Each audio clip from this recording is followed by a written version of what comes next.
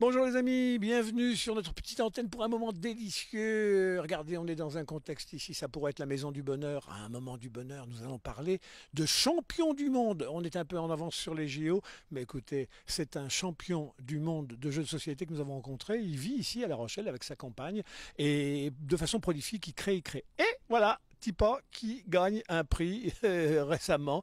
Il est champion du monde, il habite ici à La Rochelle, à Nieul très exactement.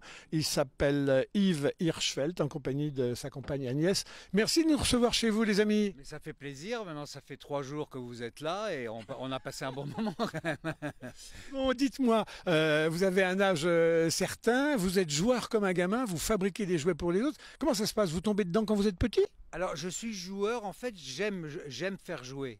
J'aime jouer, à l'époque où j'étais comédien, je jouais beaucoup, je faisais de la mise en scène, mais j'ai toujours créé des jeux de société, sans vraiment jouer à des jeux de société. Mais les créer, c'était jouer dans ma tête, c'était un peu un refuge. Alors du coup, voilà, ça m'est venu comme ça. Mais je ne suis pas champion du monde d'haltérophilie non plus. J'ai eu le Spiel 2023 qui est le Graal de tous les auteurs de jeux de société. Et donc le jeu que j'ai fait avec mon copain Antonin Bocara, un autre auteur magnifique, a emporté le Spiel 2023. Yves, les jeux, ils ont toujours, dit-on, un caractère pédago. Alors, soit il faut apprendre la société, Monopoly, la société de l'argent, le monde du fric, etc. Soit il faut apprendre à bien se conduire sur la route, là, les 1000 bornes. Soit c'est... Vous avez des lobbies, des obsessions, ou alors, à tous azimuts Alors des obsessions, j'en ai aucune. Il faudra demander à ma femme, mais j'en ai pas spécialement. Non, le jeu de société est souvent éducatif, c'est vrai, mais aujourd'hui il y a une grande mode du jeu de société pour se marrer, pour jouer avec les copains, etc.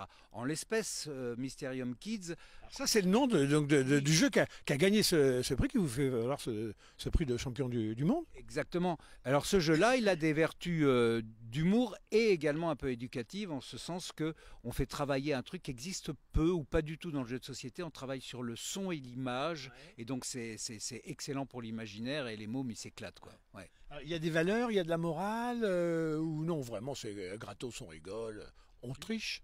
Alors on triche pas parce que les mômes à cet âge-là, ils n'ont pas spécialement envie de tricher. Moi, les valeurs, elles restent humanistes, mais ça, j'y compte beaucoup, j'y tiens beaucoup, mais de manière très large. Le jeu ne vend aucune valeur majeure, si ce n'est qu'il faut essayer de gagner, quoi. Mais non, justement, la valeur, c'est que c'est un jeu coopératif. Et donc tout le monde gagne ensemble ou tout le monde perd ensemble. Ça, c'est une belle valeur. Alors, vous faites ça depuis tout le temps, vous disiez, mais de façon plus méthodique, plus professionnelle, depuis 10 ans, une trentaine de jeux en 10 ans. Oui, j'ai fait une trentaine de jeux non, pas en 10 ans, mais en 30 ans. 30 ans. Ouais, mais ça vient comme ça, hein. Je cherche pas, c'est pas du tout une course ni au succès ni rien.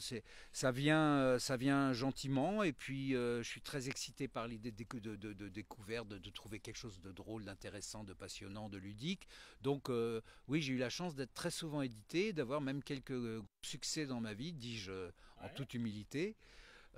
Donc voilà, je ne sais pas si j'ai bien répondu à la question, mais un peu, non, quand même. Alors dites-moi, ce qui fait le succès d'un jeu, bon, y a tout son emballage, il faut que ça soit, quand c'est les gamins, un peu féerique, un peu conte, un peu etc. Faut peut-être ramener des personnages rigolos, des graphismes et des couleurs rigolos. Sur ce jeu qui est édité par 2 éditeurs en réalité, qui sont Spesco et Libellude, 2 très gros éditeurs qui comptent beaucoup dans le monde du jeu. Ils ont fait venir un illustrateur extraordinaire qui s'appelle Olivier Danchin, et qui a sublimé une maquette toute pourrie que j'ai dessinée moi-même, et vraiment les cartes sont superbes, voilà, donc l'attrait graphique est aujourd'hui très important pour un jeu de société, en tout cas pour les enfants. Et donc oui, il a fait un travail sublime comme ça, quoi. C'est formidable, ouais.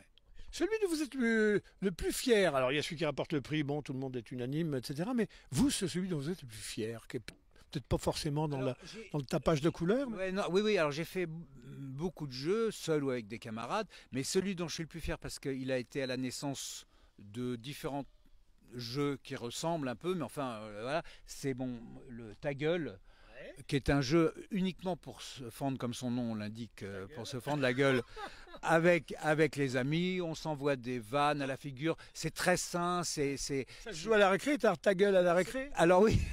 En l'occurrence, il y a une version adulte, mais il y a même Ta gueule patron, une version dans l'entreprise, et il y a un tabouche pour les enfants.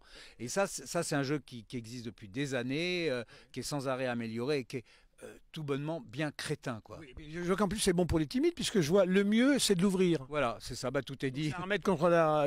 C'est thérapeutique vos trucs. C'est un peu thérapeutique, on se pose des questions idiotes et on répond par des réponses le plus idiot possible aussi. Et c'est voilà, c'est très fou, c'est très dingue. Je vois Agnès à vos côtés, elle rigole. Enfin, c'est votre épouse. Ça fait 40 ans qu'elle vous accompagne. En même temps, elle doit dire des fois, elle vous dit, on va avoir le bol, des gars comme ça, c'est fantastique. Mais en même temps, à l'usage, est-ce qu'il dort des fois? Non, il dort, enfin, disons que lui peut-être, mais moi très peu. C'est-à-dire qu'il faut toujours, bah oui, parce que c'est une idée allez, une idée par heure. Ouais. Donc la nuit, c'est quand même un petit peu surprenant, fatigant un petit peu. Non, mais c'est formidable, je m'ennuie pas. Il vous fait toujours rigoler. Ah bah oui, c'est ça. Heureusement, parce que des fois c'est un petit peu aussi perturbant, parce que il est jamais off, Ouais. il est toujours on, donc pour lui c'est fatigant, puis moi des fois aussi pour moi. Parce que Alors, dites-moi, est-ce que vous. c'est pas toujours très très très marrant, enfin non plus. Je veux dire. C'est ce que j'allais vous demander. J'espère qu'il vous astreint pas tous les soirs à couper la télé pour jouer aux jeux de société. Parce que. Il sait que c'est pas la peine. Il sait que Je vais c'est me faire non, c'est pas non. Puis en plus, il trouve son inspiration dans des choses un peu comme ça vient comme ça, mais toujours l'idée. J'ai une idée. Ah ça c'est terrible. J'ai une idée à 3 heures du matin. Je vous jure c'est terrible.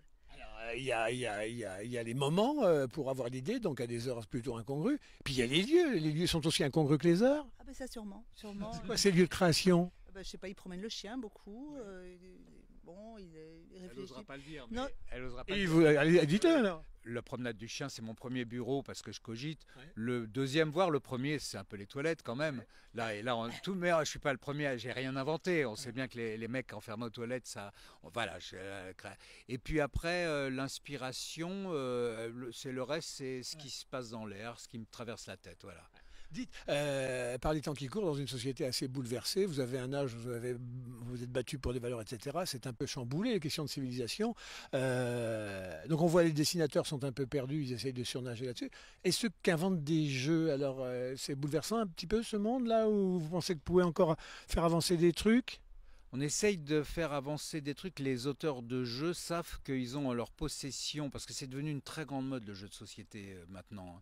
Ils savent qu'ils ont en possession du papier, des crayons, des dés, des cartes, des pions. Grosso modo, j'ai tout dit. Et avec ça, un peu comme les notes de musique, il n'y en a pas beaucoup des notes de musique. On essaye de varier et d'être original et de trouver des astuces. Bon là, par exemple, l'astuce, ça a été de rajouter un tambourin dans le jeu parce que les mômes ils adorent créer avec, mais c'est pas forcément des objets. Hein. Des fois, un simple jeu de cartes peut nous amener dans des parcours extraordinaires. Maintenant, les auteurs cherchent pas à révolutionner le monde, hein, mais ils essayent d'être malins et de faire plaisir aux gens. Ça, il y a vraiment cette notion de plaisir, de jeu. J'y reviens toujours, de jeu. Voilà. On joue plutôt plus, on joue plutôt moins. Vous constatez, vous, sur ces 30 ans depuis que vous faites des jeux, que c'est plus, c'est moins, c'est plus un âge qu'un autre. La tablette n'est pas venue à bout de tout ça. Non, au contraire même, parce que dans les années 80, il y avait quelques grands éditeurs.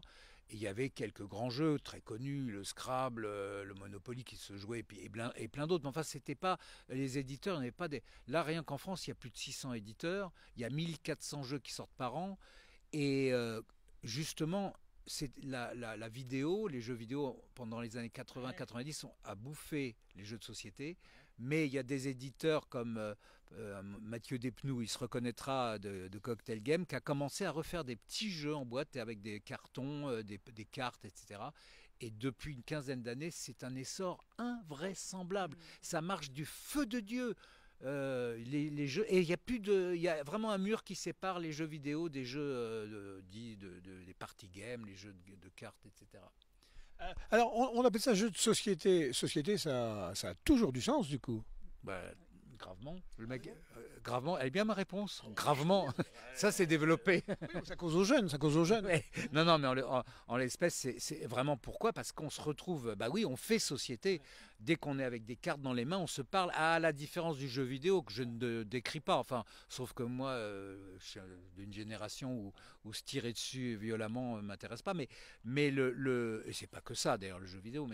Là, se parle, on essaye de se piéger pour rigoler. Non, ça fait société. Le jeu fait société. Le jeu de société fait société. Alors celui-ci, vous êtes lauréat donc du championnat du monde. C'est autour de ce jeu un château hanté. Les images sont un peu désuètes. Un fantôme qui se balade là-dedans. Oui. Ça fout les jetons, non? Ça fout les jetons, ça a de l'allure. Et puis alors pour les bruitages, c'est pas la peine d'aller chercher des trucs électroniques. Hein.